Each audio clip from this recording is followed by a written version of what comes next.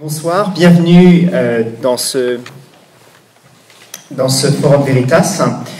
Alors, Benjamin nous a rappelé de quoi il s'agit, d'une soirée d'échange, de débat entre un penseur chrétien et un autre qui ne l'est pas, et le but est, pour ceux qui viennent y assister, d'élargir son horizon de pensée en découvrant des raisonnements et des arguments qui ne sont pas forcément les siens. Alors, ces soirées sont organisées par le groupe biblique universitaire de Clermont-Ferrand en partenariat avec le foyer évangélique universitaire. Merci à eux. Le thème de ce soir, c'est transhumanisme, demain tous immortels. Peut-être vous demandez-vous, le transhumanisme, qu'est-ce que c'est ? C'est quelque chose qui peut être flou pour certains. La définition proposée par Wikipédia est la suivante. Le transhumanisme est un mouvement culturel et intellectuel international prônant l'usage des sciences et des techniques afin d'améliorer la condition humaine, notamment par l'augmentation des capacités physiques et mentales des êtres humains. Longtemps, le transhumanisme, j'ai l'impression qu'il a été associé à la science-fiction, où on voyait des prothèses cybernétiques. Aujourd'hui, c'est un sujet d'étude dont on parle de plus en plus, avec des ONG telles que Humanity Plus, qui militent pour l'utilisation éthique des nouvelles technologies afin de procéder à l'amélioration humaine. Alors, cette perspective d'une humanité transformée a suscité de nombreuses réactions, tant positives que négatives, d'où l'intérêt du débat de ce soir, et qui nous rappelle aussi que l'intérêt pour augmenter les capacités humaines s'inscrit dans la quête fort ancienne, finalement, de l'immortalité. Alors, pour débattre avec nous ce soir, nous avons deux invités. À ma droite, Didier Kernel, qui est vice-président de... Décidément. Ouais, décidément, c'est pas ça. Vice-président de... J'en ai perdu, je suis perdu dans mes notes. Vice-président de l'association française transhumaniste, Technoprog, et membre du board de Humanity Plus. Il milite pour la recherche en faveur d'une vie en bonne santé, beaucoup plus longue. À ce titre, il est notamment coprésident de l'association HEALS, Healthy Life Extension Society, et membre fondateur, ainsi que membre du board de l'International Longevity Alliance. Il publie les lettres d'information « La mort de la mort » et est intervenu lors de nombreuses conférences et dans les médias en français, anglais et néerlandais. Il a publié 2 livres, « Et si on arrêtait de vieillir ? Réalité, enjeux et perspectives d'une vie en bonne santé beaucoup plus longue », paru en 2013, et avec Marc Roux de Technoprog, « Le transhumanisme au service du progrès social » en 2016. Didier Kernel vit en Belgique, où il est juriste et travaille dans une administration compétente pour la sécurité sociale. Il est actif partisan de la démocratisation des institutions internationales. Depuis plus de 30 ans, il milite dans des mouvements écologistes et socio-progressistes et contribue financièrement à la lutte contre la faim dans le monde. À ma gauche, Frédéric de Coninck, lui, est sociologue des modes de vie et des techniques. Il est titulaire d'un doctorat et d'une habilitation à diriger les recherches en sociologie, obtenues en 1989 et 1994. Il est professeur à l'École nationale... Je suis retraité. Tout le reste, c'est du passé, mais c'est vrai, mais je suis retraité. Retraité. Professeur retraité à l'École nationale des ponts et chaussées et chercheur retraité aussi au laboratoire Ville, Mobilité, Transport à Marne-la-Vallée. Il était coordinateur du laboratoire d'excellence Futur Urbain, fédérant les forces de recherche sur la ville de l'Est parisien. Membre d'une église ménonite, ça je pense que c'est encore au présent. Toujours vrai, oui, tout à fait. Il est attaché à construire un dialogue entre les sciences sociales et les enjeux de la foi. Il a publié de nombreux ouvrages, dont Agir, travailler, militer, une théologie de l'action aux éditions Excelsis. Et on peut aussi citer son dernier ouvrage, Être celle de la terre dans un monde en mutation, où il aborde entre autres le sujet qui nous intéresse ce soir. Alors merci à tous les deux d'être présents.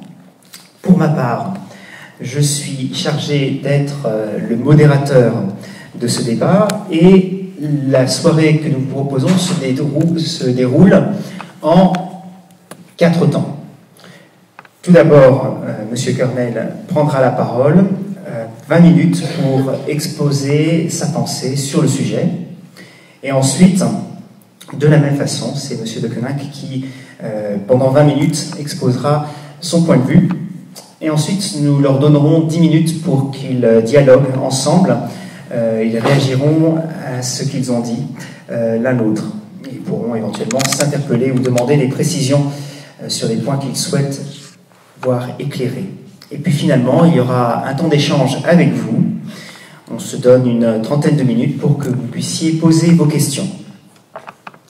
Un dernier mot avant de commencer. La soirée est enregistrée. Vous retrouverez ces enregistrements sur Internet, sur le site des Forums Veritas. Par contre, je vous demanderai d'éteindre vos portables ou de les mettre en mode avion afin d'éviter les interférences avec les enregistrements. Voilà, je vous remercie. Et donc, sans plus attendre, nous allons commencer.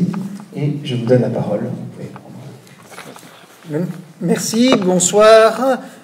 Donc, c'est une introduction déjà fort complète et donc c'est un accueil vraiment très positif.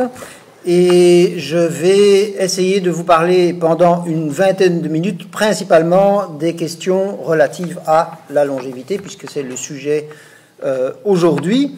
Mais avant cela, quand même, quelques mots d'introduction générale au transhumanisme. Qu'est-ce que c'est que le transhumanisme? Donc, il y a toutes les questions liées aux modifications de l'être humain, aux modifications possibles de l'être humain, qui comprennent celles dont je vais parler de manière longue, donc tout ce qui permet de vivre beaucoup plus longtemps en bonne santé, mais aussi les améliorations cognitives, donc ce qui pourrait nous permettre un jour d'être plus intelligents, mais aussi plus empathiques, plus attentifs les uns vis-à-vis des autres, au-delà de ce qui est possible par l'éducation, ce qui est possible par les moyens, je dirais, classiques. C'est également le transhumanisme, on en parle, c'est peut-être ce qui vient le plus souvent dans les médias, mais ce n'est pas le plus important, c'est les possibilités de changer son corps hein, pour aller plus loin, plus fort, ou au contraire pour pouvoir mieux s'intégrer à un environnement, mais ça c'est plus anecdotique. Et enfin, le transhumanisme dans un sens plus large, et le technoprogressisme ici en France et dans les pays francophones, c'est également s'intéresser à toutes les questions qui sont liées au progrès technique dans une optique de progrès social, et donc ce qu'on appelle parfois la transition laborale, donc un monde où on pourrait beaucoup moins travailler, également toutes les questions relatives à l'intelligence artificielle et puis à un développement durable. Ok, pour le reste de mes 20 minutes ici, je ne vais parler que de longévité. Et d'abord, une petite piqûre de rappel. Aujourd'hui, comme tous les jours, il y a à peu près 110 000 personnes dans le monde qui vont mourir de maladies liées au vieillissement. Depuis une trentaine d'années, pour la première fois dans l'histoire de l'humanité, lorsque des femmes et des hommes décèdent, ils décèdent en majorité de maladies liées au vieillissement. Donc, depuis des milliers d'années, il y a des gens qui atteignent des âges élevés, mais c'était une minorité.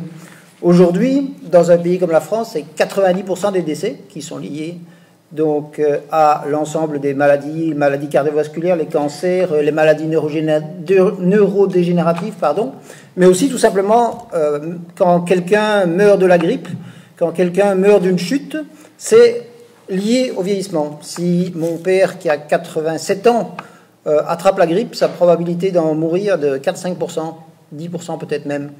Pour moi, si je l'attrape, c'est 1% ou même moins, et pour vous, c'est encore moins. Une jeune fille qui a aujourd'hui 17 ans en France, 17-18 ans en France, a une probabilité de mourir l'année prochaine de 1 sur 3000. Donc, s'il n'y avait pas les maladies liées au vieillissement, aujourd'hui, en France, l'espérance de vie serait déjà de plusieurs milliers d'années. Et donc nous ne serions pas immortels, nous ne serions pas tous immortels, mais nous serions amortels, nous ne mourrions plus de maladies liées au vieillissement.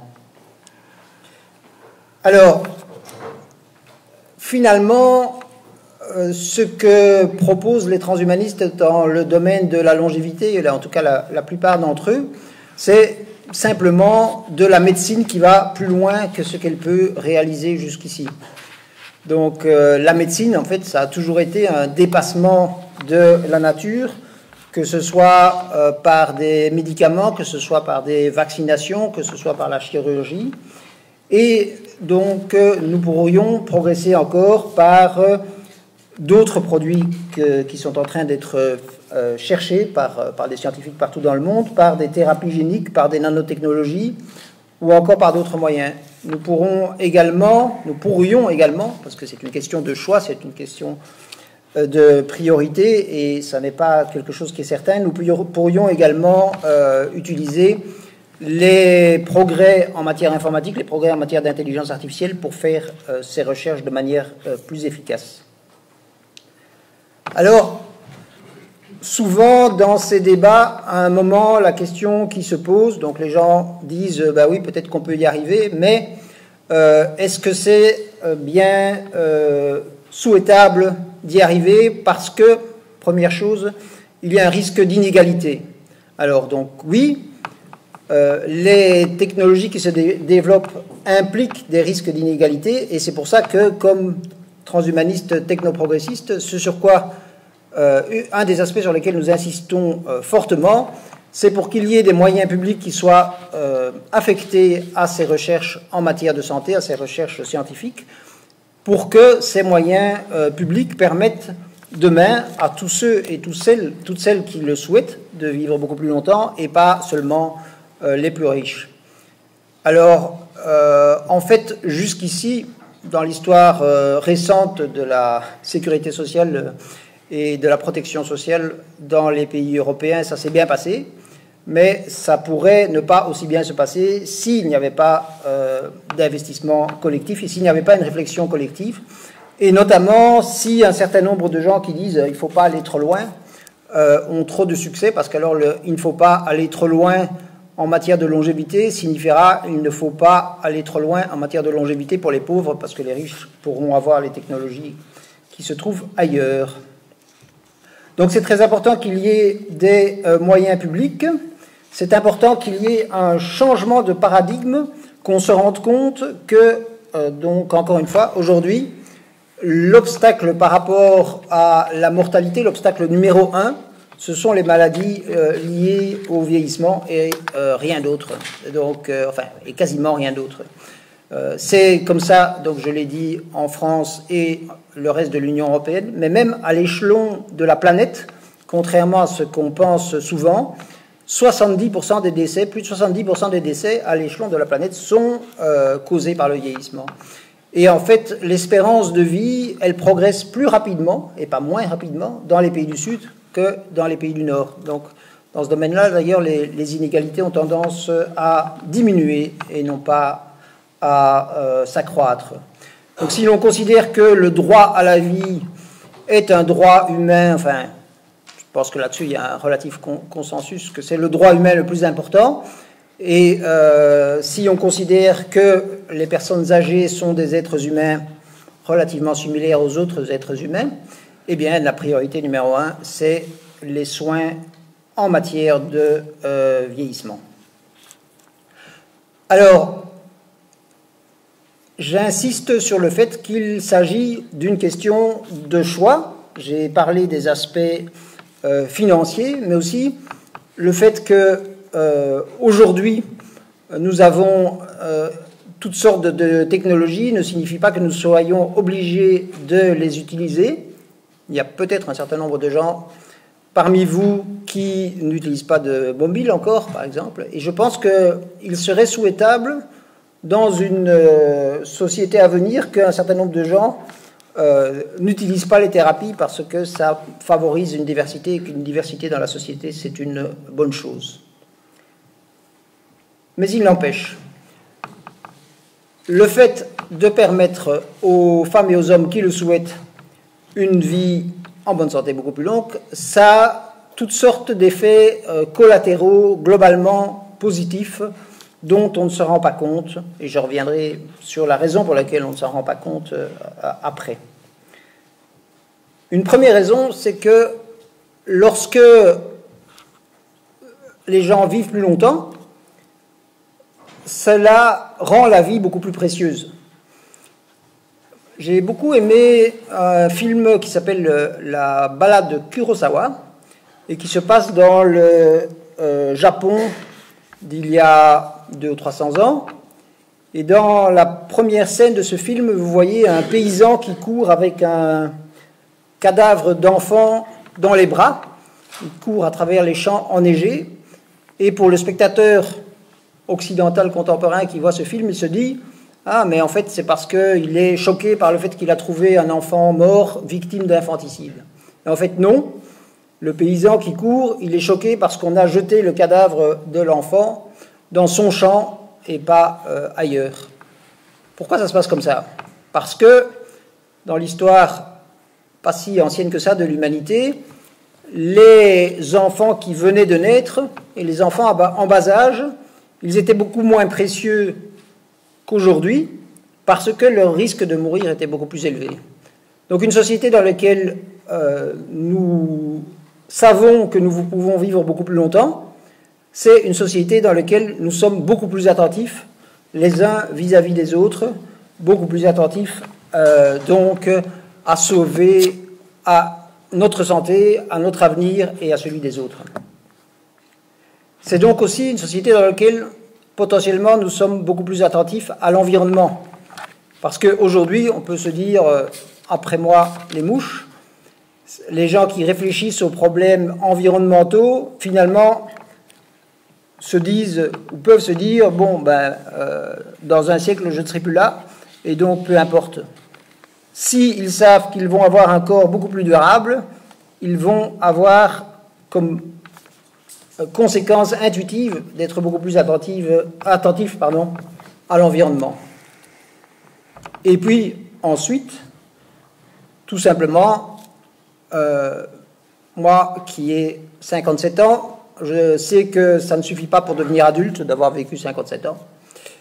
Et donc, pour devenir pleinement adulte et aussi pour devenir pleinement, on va dire, en équilibre, le fait de savoir que vous pouvez vivre sans limitation de durée est rassurant. Mais alors, pourquoi est-ce que certainement pas mal d'entre vous se disent ben non, mais finalement, c'est quand même souhaitable de continuer à vieillir, c'est quand même souhaitable pour toutes sortes de raisons. En réalité, la raison inconsciente la plus importante, c'est, vous la trouvez notamment dans une fable de La Fontaine, qui est, à un moment, le renard et le corbeau. À un moment, le renard aperçoit... Les raisins. Le renard et le raisin, pardon. Sorry. À un moment, le renard aperçoit des raisins qui ont l'air extrêmement appétissants sur un endroit élevé. Et en fait, ils n'arrivent pas à atteindre ces raisins. Et ils se disent, oh, ces raisins doivent être sûrs, doivent être avariés. De la même manière, par rapport à tout ce qui est aujourd'hui un objectif inatteignable, la meilleure manière pour nous, par rapport à quelque chose qui est à la fois insoutenable, qu'en fait nous ne souhaiterions même pas à notre pire ennemi probablement, et par rapport à quelque chose qui est en même temps inaccessible, eh bien la seule manière de pouvoir gérer cela, c'est de le rendre acceptable, de se dire que en fait c'est bien de mourir, que c'est bien de souffrir, pour toutes sortes de raisons qui ne sont pas nécessairement des raisons religieuses, et parce que l'être humain a une capacité absolument extraordinaire de se raconter des histoires. Je voulais dire encore une chose, je dirais plus technique au point de vue médical. J'ai parlé, vous savez probablement, la plupart d'entre vous ici, que l'espérance de vie dans le monde progresse, qu'il y a des ralentissements, et il y a même une décroissance aux États-Unis, mais surtout, alors que l'espérance de vie, elle progresse, l'espérance de vie moyenne, elle progresse, particulièrement dans les pays du Sud, la durée de vie maximale, elle ne progresse pas. Et donc, quand des personnes opposées au transhumanisme disent oui, mais en fait, il y a 2000 ans, il y avait déjà des gens qui atteignaient à peu près le même âge que maintenant, ils ont parfaitement raison. Ils ont parfaitement raison. Donc, moi, je ne suis pas, comme transhumaniste, là pour vous dire les technologies sont là et on va y arriver après-demain. Je suis là pour vous dire les technologies sont envisageables dans un futur pas si lointain et on peut y arriver, non pas après-demain, mais dans une dizaine d'années, à condition d'y mettre le prix, à condition qu'il y ait un changement de paradigme, à condition qu'il y ait de l'énergie qui soit impliquée pour cela. Donc la personne la plus âgée au monde aujourd'hui a environ 116 ans, pardon, et quelques années après Jésus-Christ, en l'an 5 à peu près, mourait Terentia, la veuve de Cicéron, à 104 ans. Donc, la durée de vie moyenne a probablement à peu près triplé entre la France et l'Empire romain, mais la durée de vie maximale n'a quasiment pas progressé depuis plus de 2000 ans. Alors, je voudrais dire quelques petites choses, parce que jusqu'ici, j'ai parlé de longévité et de comment pouvoir vivre plus longtemps de manière classique. Je sais qu'il y a aussi des questions de perspective, je dirais, vertigineuses, donc, dont on parlera probablement un peu plus longuement, mais comme il me reste encore 4 minutes, c'est certain que les progrès technologiques, et cela aussi, parfois on dit les transhumanistes veulent n'importe quel progrès technologique, quel qu'il soit, donc les progrès technologiques comportent des risques, il faut faire des choix, et ça n'est pas facile, d'autant plus que choisir, c'est toujours renoncer à certaines choses. Et donc il y a des risques que Nick Bostrom est un des fondateurs du mouvement transhumaniste et c'est probablement la personne la plus connue pour ce qui concerne les questions liées aux risques, que Nick Bostrom appelle les risques existentiels, donc les risques qui pourraient mettre fin à l'histoire de l'humanité. Et parmi ces risques, il y a toutes les questions liées au développement de l'intelligence artificielle. Donc par rapport à cela, autant pour moi il n'y a aucun doute, mais évidemment on en discutera tout à l'heure, mais sur le fait que globalement permettre à ceux qui le souhaitent une vie beaucoup plus longue est globalement positif, autant par rapport aux autres progrès technologiques, il y a certainement des risques. Et ensuite, dans les questions vertigineuses, toujours liées à l'intelligence artificielle et au progrès de l'informatique, il y a notamment les questions liées à ce qui est parfois envisagé de pouvoir un jour, on va dire, copier la conscience sur un support informatique. Si c'était possible, cela serait une source de questions éthiques, philosophiques, mais aussi politiques, sociales, absolument infinies, dont je ne parle pas, parce que sinon je dépasserai largement les 20 premières minutes. Voilà. Je n'ai même pas, je les ai pas atteints. Ah non, non. Je vais m'arrêter là, comme ça, il y en aura place pour une question de plus. Vous aurez du rab sur votre temps de parole suivant. Monsieur De Koninck. Voilà. Bon, donc je ne réponds pas directement, c'est pas le propos, hein, à mon interlocuteur. Pour l'instant, je développe mon truc et on s'interpellera par la suite. Bon, de toute façon, moi, il y a un constat, je pense que c'est difficile de ne pas être d'accord. Est-ce qu'on va dire que tout va bien dans l'humanité, qu'il n'y a rien à changer, rien à réparer? Non, ça, voilà, là, de ce point de vue-là, je suis en accord total, de toute façon, avec ce point de départ des transhumanistes. Bon. Évidemment, j'ai plus de questions. Pas forcément des questions de légitimité ou de risque, enfin le risque oui, on en reparlera, mais j'ai plus de questions sur le fait que l'innovation technique sous toutes ses formes, donc les biotechnologies dont on a parlé, les prothèses, l'intelligence artificielle, pourraient arriver à faire quelque chose de trans, enfin d'aller au-delà vraiment de l'humanité, de faire quelque chose de nouveau. Quelquefois il y a le mot de singularité qui est employé comme si tout d'un coup il y allait avoir quelque chose de radicalement nouveau, une espèce tout à fait nouvelle, au-delà de l'humain. Bon. Ça, j'ai plus de questions. Et est-ce qu'on va résoudre les contradictions actuelles de l'existence humaine à coup de technologie? On résout des choses avec la technologie, absolument. Alors là, je pense qu'on a aujourd'hui quand même pas mal de retours d'expérience sur ce que la technologie en général peut produire et ce qu'elle ne produit pas. Voilà.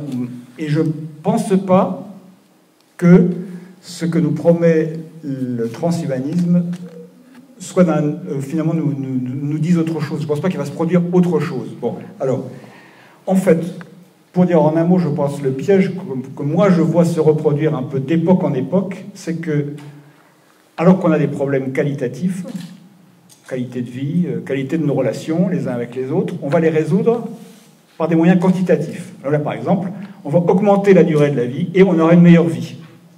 Alors, personnellement, je n'ai pas du tout envie de mourir.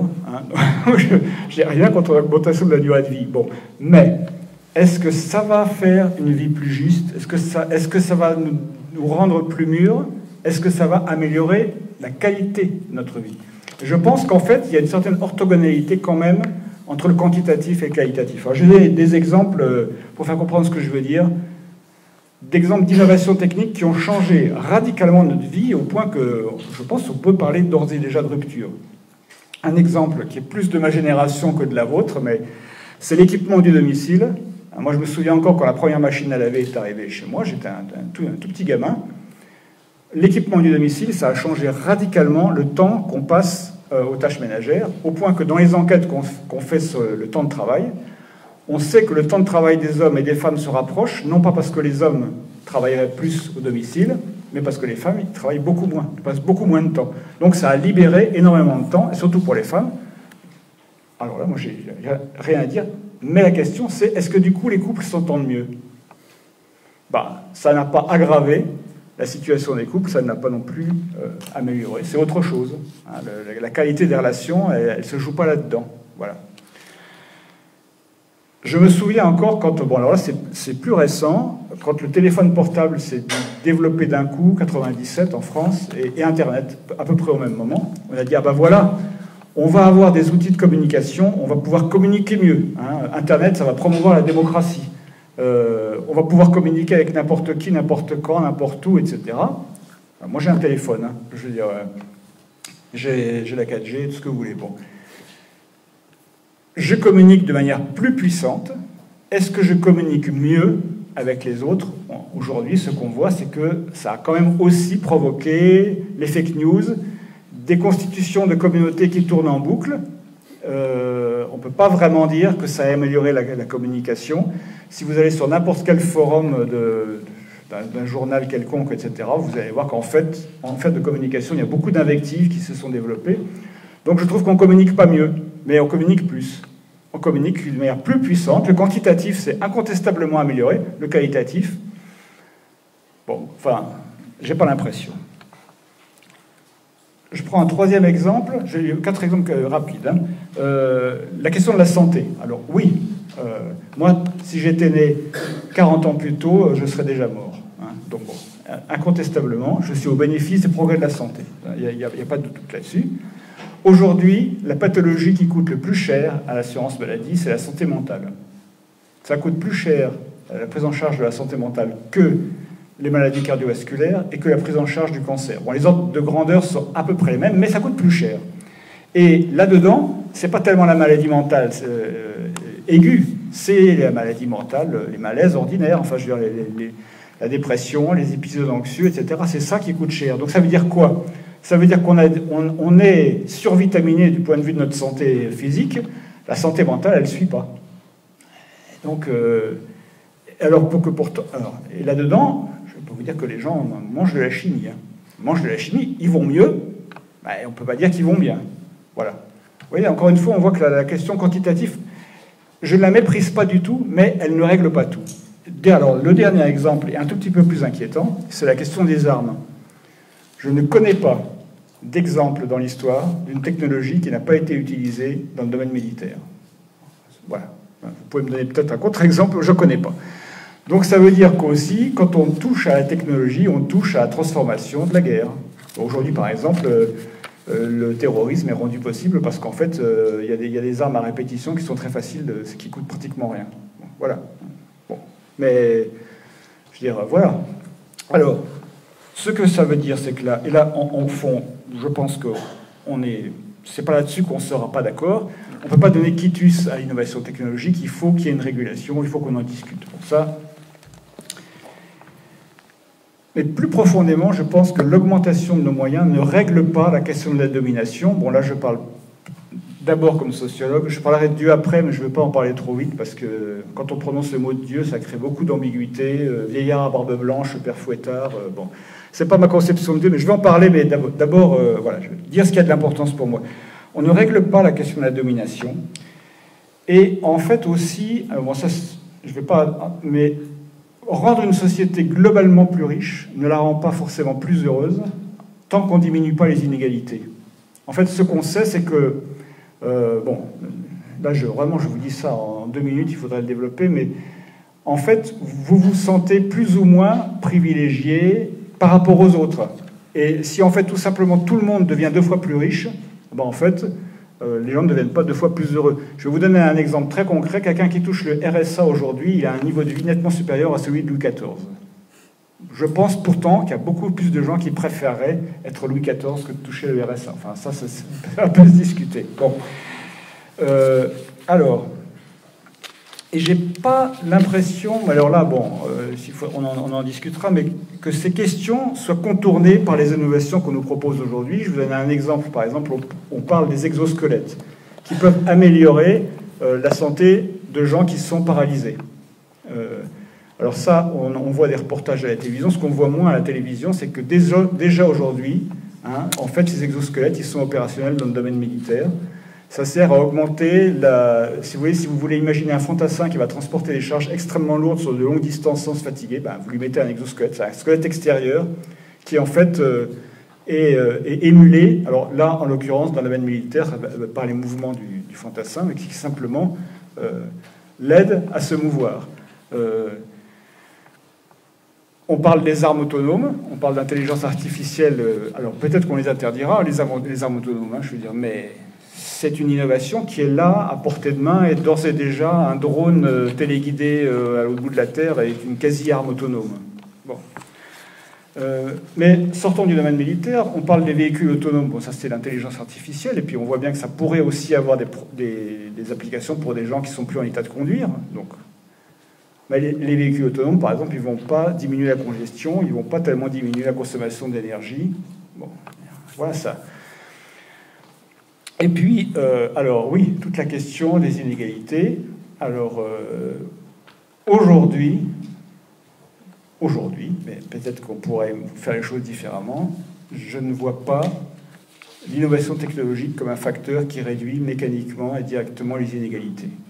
Voilà. Alors, mais derrière tout ça, il y a une question, c'est la question qui me préoccupe, c'est qu'est-ce qui fait le sel de la vie? C'est-à-dire, allonger la vie, pourquoi pas? Si c'est pour m'ennuyer pendant plus longtemps, je ne suis pas forcément d'accord. Donc, qu'est-ce qui fait le sel de la vie? Qu'est-ce qui fait que, en fait, j'ai un goût pour la vie? Alors là, on peut en discuter, mais pour moi, il y a ce qui fait le sel de la vie, justement, c'est les relations que je peux avoir avec les autres, les relations alors positives, quelquefois négatives, que je peux avoir avec les autres. Et puis, au fond, ce que je vois aujourd'hui, c'est que les sociétés riches dans lesquelles on vit sont des sociétés où les gens ont quand même du mal à coexister, ont du mal à vivre les uns avec les autres. Des sociétés où il y a beaucoup d'hostilité, Donc, voilà. Et là-dedans, je pense que le progrès technologique est, dans certains cas, neutre, mais dans certains cas aussi, a tendance à nous isoler. C'est-à-dire que quand même, si j'ai plus de moyens, si je peux agir de manière autonome sans avoir besoin des autres parce que j'ai toutes sortes d'équipements à ma disposition, ça a tendance quand même à m'encourager à m'isoler. Voilà. Bon. En tout cas, aujourd'hui, il y a un mouvement, le mouvement Slow, si vous le connaissez, qui en fait, justement, s'interroge sur beaucoup de choses qui nous font faire les choses plus vite. En fait, ce mouvement, toujours se dit, mais finalement, si on ralentit un peu, on s'aperçoit qu'on peut redévelopper des relations avec les autres et vivre de manière plus riche ces relations avec les autres. Bon. Au fond, alors voilà, j'ai commencé quand même à citer l'Évangile. C'est ce qu'on attend de moi quand même. Il y a une parole de l'Évangile qui pour moi est cruciale, c'est « Que servirait-il à un homme de gagner le monde entier s'il se perd ou se ruine lui-même » Que servirait-il à un homme de gagner le monde entier s'il se perd ou se ruine lui-même? Oui, on peut gagner beaucoup. On peut gagner. Et moi, encore une fois, c'est pas ça mon propos, mais la question c'est à quel prix est-ce qu'à travers ça, on se ruine soi-même? Est-ce qu'on devient, par contre, au contraire, meilleur? Et la richesse, ça c'est aussi un thème de l'Évangile, la richesse, en fait, a tendance à nous rendre égoïstes, à nous faire nous replier sur nous, et on en a, hélas, de nombreux exemples, je veux dire. Alors, notre corps, et le mien en particulier, d'ailleurs je porte des prothèses auditives, donc bon, notre corps a de nombreuses limites,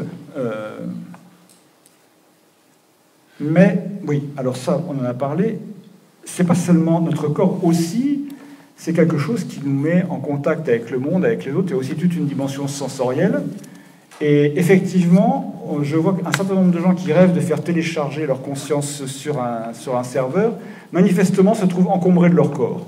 Bon, moi, j'aime bien mon corps, hein, même si de temps en temps, quand même, je préférerais qu'il aille mieux. Mais en gros, je trouve que c'est un outil plutôt intéressant.